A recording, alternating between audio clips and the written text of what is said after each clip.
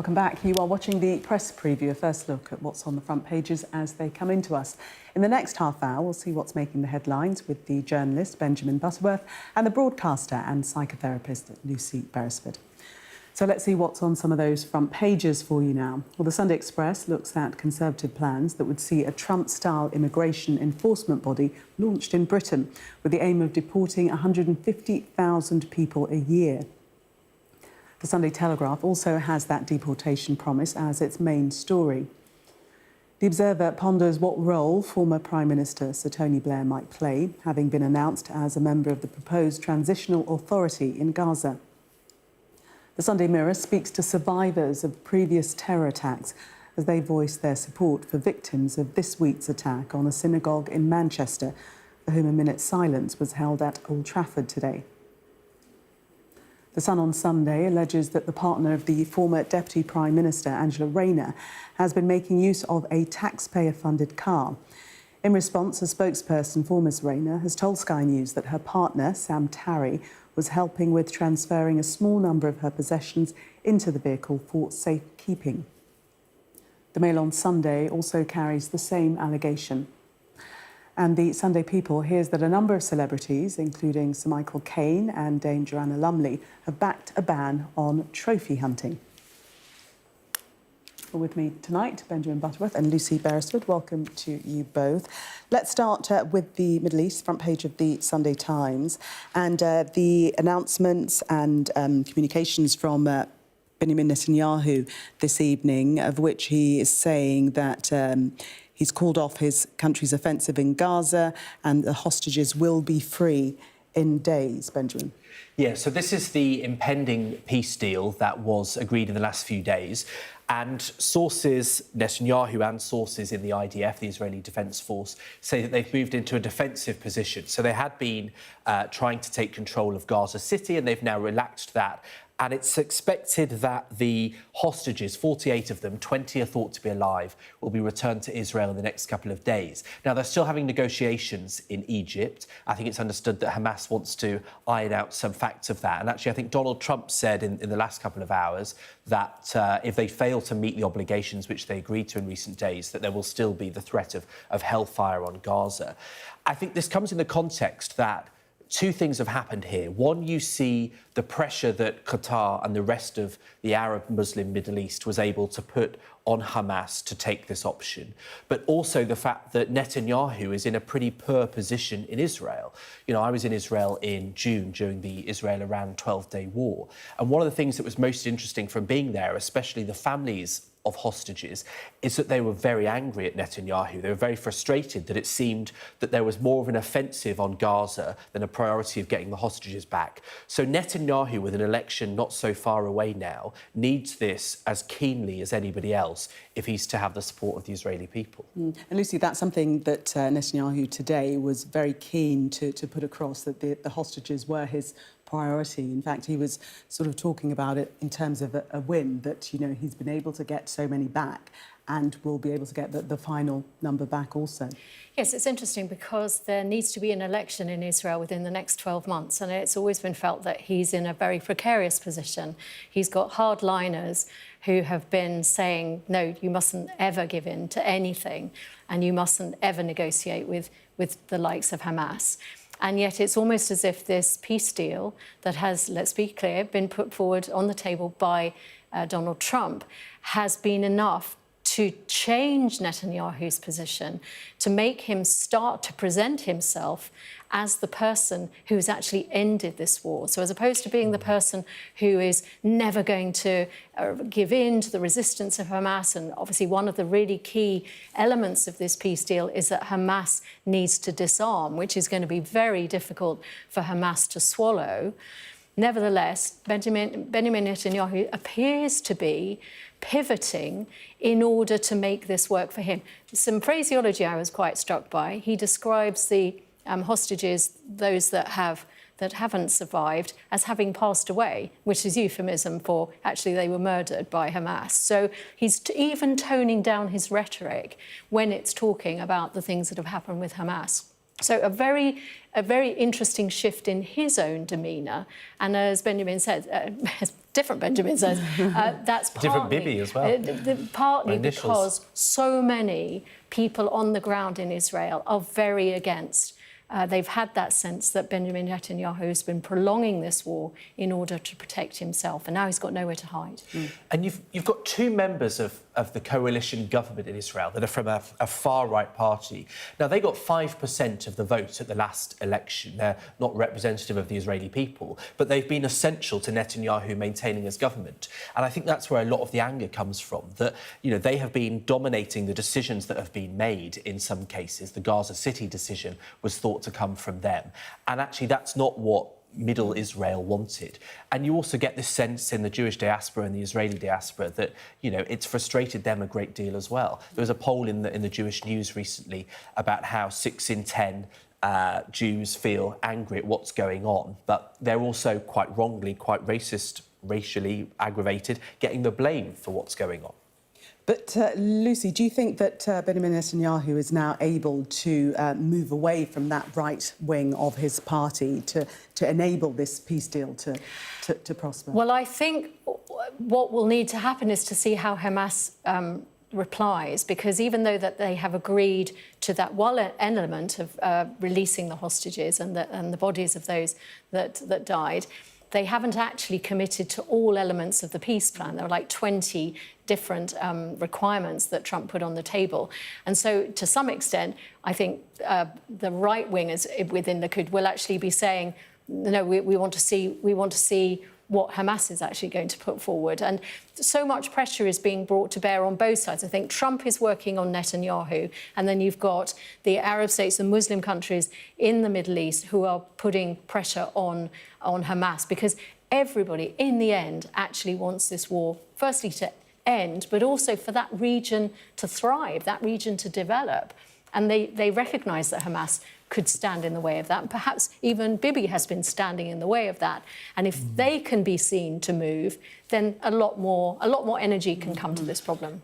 I was just going to say, it's interesting the role that Donald Trump has played, because his first overseas visits when he was re-elected as US president were to Saudi Arabia, were to Qatar, yes, which was an unusual step. And clearly that, maybe it suggests that that's given a depth to the relationships that he has with the leaders of those countries that meant that they were able to put the pressure on Hamas. Because, of course, the money often goes through Qatar to Hamas. The leaders often live in Qatar. And so they were the real decision makers, I suspect, on why Hamas has made this decision. Because if they pull their relationship, then Hamas doesn't have that much on its own. And funnily enough, that actually gets picked up in The Observer, where there's quite an interesting long read about how it has come about that we've got this peace mission and how it has come about that Tony Blair, for example, is so involved. And there is a very telling line, which is that Trump was interested because, and in fact it was Jared Kushner and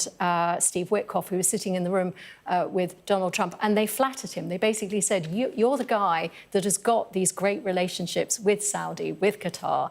You are in this unique position whereby you can put stuff on the table. And that really interested him. But he also is someone who sees everything in terms of a deal, in terms of the finances, in terms of, can we make money from this? That's a fundamental part of his foreign policy, one might argue. And also that strategic ambiguity that he's often deployed so well. But now he's basically said, come on, guys, let's make this part of the world work. And Benjamin, we look at the front page of The Observer, yes. Tony of Arabia, quite a clever headline there.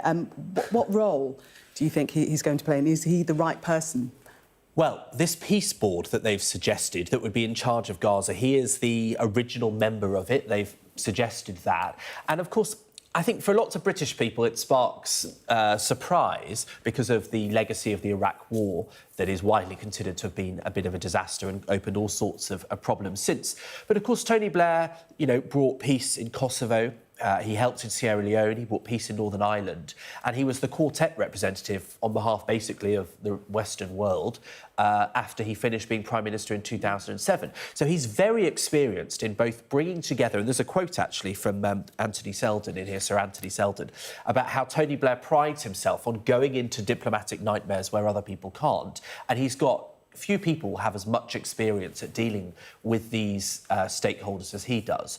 And so he's going to utilise the diplomatic experience, but also the connections, like Lucy mentions, with people like Mohammed bin Salman, the ruler of Saudi Arabia, because they hold considerable sway over this. And, of course, Tony Blair lived in Jerusalem for a number of years, so he's got strong Israeli links. But don't you think that actually also there is a huge psychological component to this, just on a personal level for Sir Tony Blair, which goes back to what you were talking about in terms of the Iraq War, that there are all these other successes that you could point to, but the one thing that still haunts him and still gets talked about at the Labour Party conference last weekend, that sense that he was responsible for a really big failed diplomatic mission. And this is almost his chance to rewrite history. Redeem himself.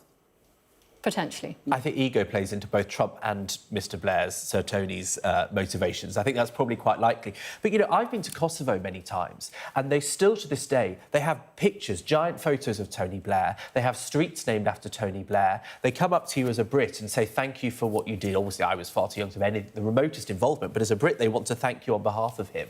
And so, you know, there are men in Kosovo whose first name is Tony Blair, named after him. Really? That's a real name. I've met and interviewed Tony Blairs. That's how grateful they are. And so, you know, I think sometimes we forget that his legacy of foreign policy is actually quite successful. So can we expect to have babies born in Gaza in the next 10 years named after Donald Trump? I think all Donald Trump wants is actually a Nobel Peace Prize. And yes, which is the psychology of that is also very fascinating. Benjamin and Lucy, thank you very much for the moment. We're going to take a break. Coming up, we'll look at the Conservatives' pledge to deport 150,000 people in a year and why it appears to be taking a leaf out of Donald Trump's book. Stay with us.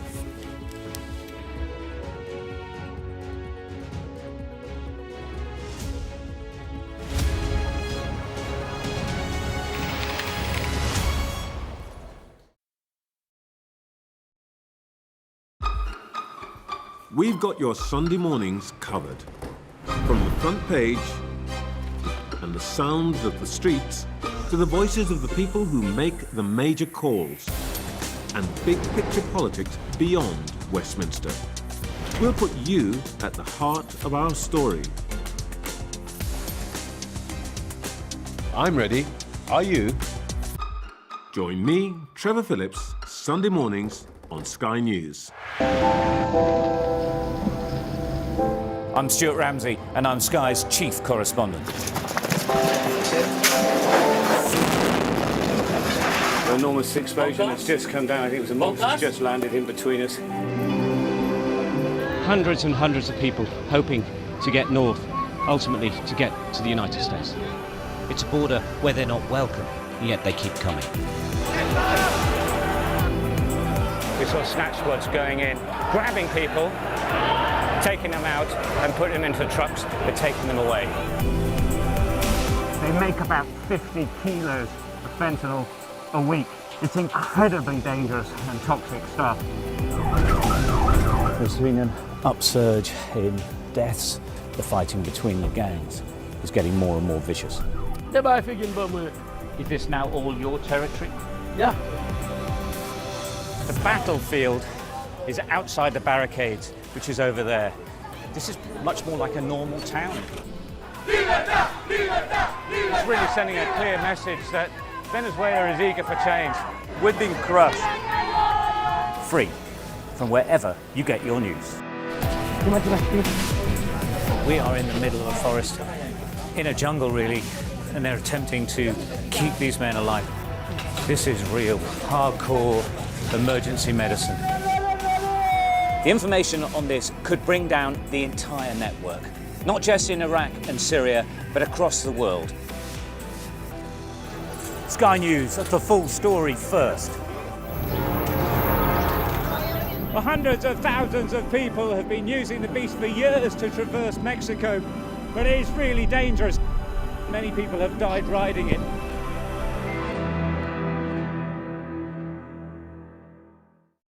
I'm Dominic Waghorn, Sky's International Affairs Editor, covering a world that seems to be unravelling. It's not his country, it's ours. Sky News, the full story first, free wherever you get your news. It's half an hour now past the deadline that Hamas issued, and we've now seen a third barrage of rockets coming in.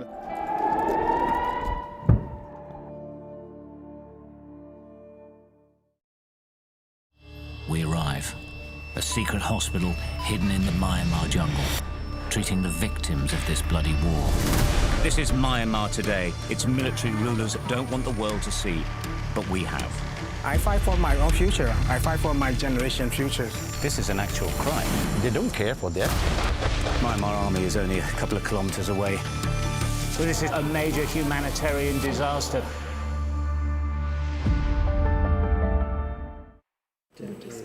Welcome back. You are watching the press preview. Still with me, Benjamin Butterworth and Lucy Beresford. We're going to take a look at the Telegraph in this section.